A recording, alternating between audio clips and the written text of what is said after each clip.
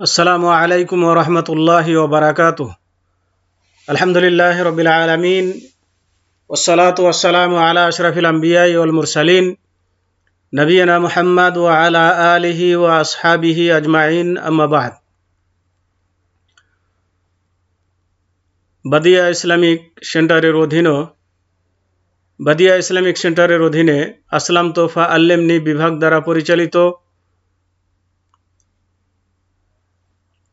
বাংলা শিক্ষা কোর্সের প্রথম শ্রেণীর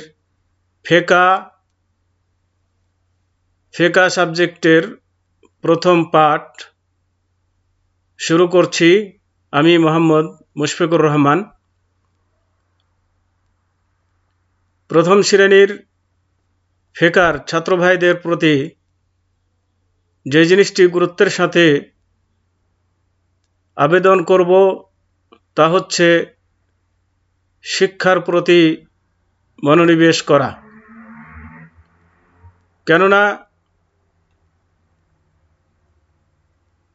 আল্লাহ রাব্বুল আলামিন বলেন যে ইয়ারফাইল্লাহুল্লাযীনা আমানু মিনকুম ওয়াল্লাযীনা উতুল ইলমা দারাজাত, অর্থাৎ তোমাদের মধ্যে যারা ঈমান এনেছে এবং যাদেরকে জ্ঞান দান করা হয়েছে আল্লাহ তাদেরকে মর্যাদায় উন্নত করবেন। সূরা আল মুজাদালা 11 নম্বর আয়াত। তাহলে এখানে আল্লাহ রাব্বুল আলামিন বলছেন যারা ঈমান এনেছে এবং যাদেরকে জ্ঞান দান করা হয়েছে তাদের মর্যাদা বৃদ্ধি করবেন। তার মানে জ্ঞানীদেরকে আল্লাহ রাব্বুল আলামিন সম্মানই করবেন, মর্যাদা দিবেন। তাহলে এখান থেকে আমরা বুঝতে পারি যে এলেম শিক্ষা করা আমাদের জন্য অতি জরুরি বা কর্তব্য। কারণ এলেম ছাড়া সঠিক পথে পরিচালিত হওয়া যায় না, আল্লাহ রাব্বুল আলামিনকে চেনা যায় না। আল্লাহ রাব্বুল আলামিন অন্যত্র বলেন যে ইন্নামা ইয়াখশাল্লাহা মিন ইবাদিহি আল উলামা, অর্থাৎ আল্লাহ রাব্বুল আলামিনকে আলেম সম্প্রদায় ভয় করে থাকে। তাহলে আল্লাহ রাব্বুল আলামিনকে ভয় করতে হলে, তার সম্পর্কে জানতে হলে এলেমের বিকল্প নেই। এছাড়াও আমরা যখন এলেম শিক্ষা করব, এলেম জানার চেষ্টা করব, তখন অবশ্যই আমাদেরকে আল্লাহ রাব্বুল আলামিনের সাহায্য প্রার্থনা করতে হবে। আল্লাহ রাব্বুল আলামিনের কাছে এলেম চাইতে হবে, চেয়ে নিতে হবে। যার জন্য আল্লাহ রাব্বুল আলামিন বলেন ওকুর রব্বি জিদনি ইলমা, অর্থাৎ বলো হে আল্লাহ, হে আমার প্রতিপালক, আমার জ্ঞানের বৃদ্ধি সাধন করো, আমার এলেমে বরকত দান করো, এলেম বাড়িয়ে দাও। তো এটি আমাদেরকে আল্লাহ রাব্বুল আলামিনের কাছে চেয়ে নিতে হবে। কেননা আল্লাহ রাসূল সাল্লাল্লাহু আলাইহি ওয়াসাল্লাম বলেন যে মান ইউরিদিল্লাহু বিহি খায়রান ইউফাক্কিহু ফিদ্দিন, অর্থাৎ আল্লাহ রাব্বুল আলামিন যার কল্যাণ চান তাকে দ্বীনের জ্ঞান দান করেন, দ্বীনের বুঝ দান করেন। এখানে আল্লাহ রাব্বুল আলামিন আল্লাহর রাসূল সাল্লাল্লাহু আলাইহি ওয়াসাল্লাম যে আল্লাহ রাব্বুল আলামিন যার কল্যাণ চান তাকে সম্পদ দান করেন, তাকে পদ মর্যাদা দান করেন, মর্যাদা উন্নীত করেন, এমন কিছু বলেননি। বরং বললেন যে আল্লাহ যার কল্যাণ চান তাকে দ্বীনের জ্ঞান বা দ্বীনের বুঝ দান করেন।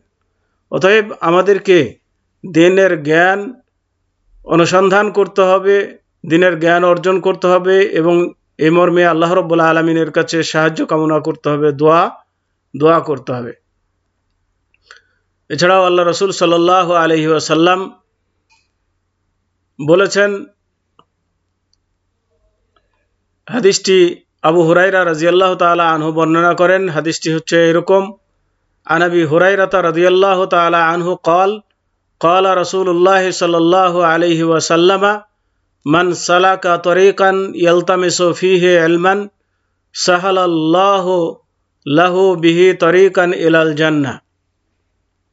এখানে সাহালাল্লাহু লাহু একটি শব্দ আছে যেটি এখানে উল্লেখ করা হয়নি, ছুটে গিয়েছে, এটা ধরে নেবেন। এভাবে পড়বেন, সাহালাল্লাহু লাহু বিহি তরিকান ইলাল জান্নাহ, এইভাবে হবে হাদিসটি।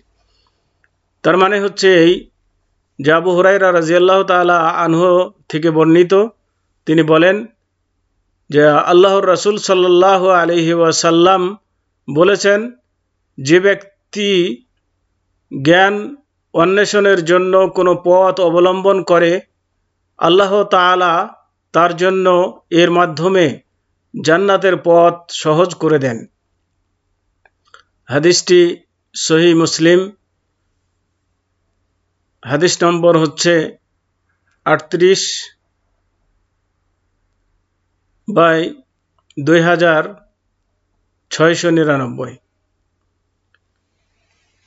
তো এই হাদিস থেকে আমরা জানলাম যে জান্নাতের পথ পেতে হলে এলেমের কোনো বিকল্প নেই।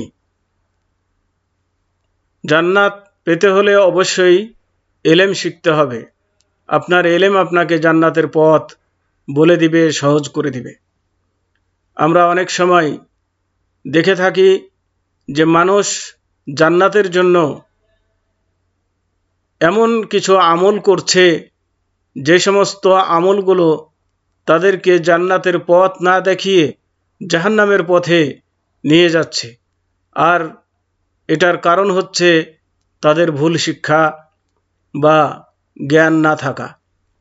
অতএব আমরা অবশ্যই সঠিক জ্ঞান পাওয়ার জন্য আল্লাহর কাছে দরখাস্ত করব এবং সঠিক জ্ঞান শিক্ষার জন্য আমরা সঠিক বই পুস্তক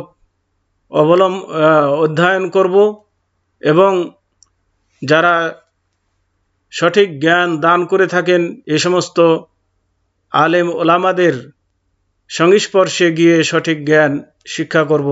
আল্লাহ রাব্বুল আলামিন আমাদেরকে তৌফিক দান করুন।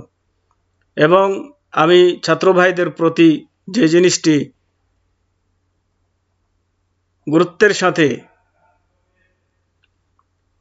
আবেদন করব সেটি হচ্ছে যে শিক্ষার জন্য প্রথমত নিয়াতকে খালেস করা।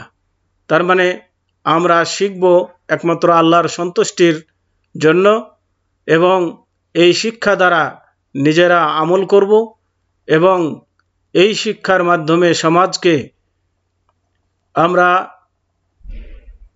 সমাজের মানুষ থেকে শিরক এবং বিদআতকে দূর করে সুন্দর সমাজ গঠন করব।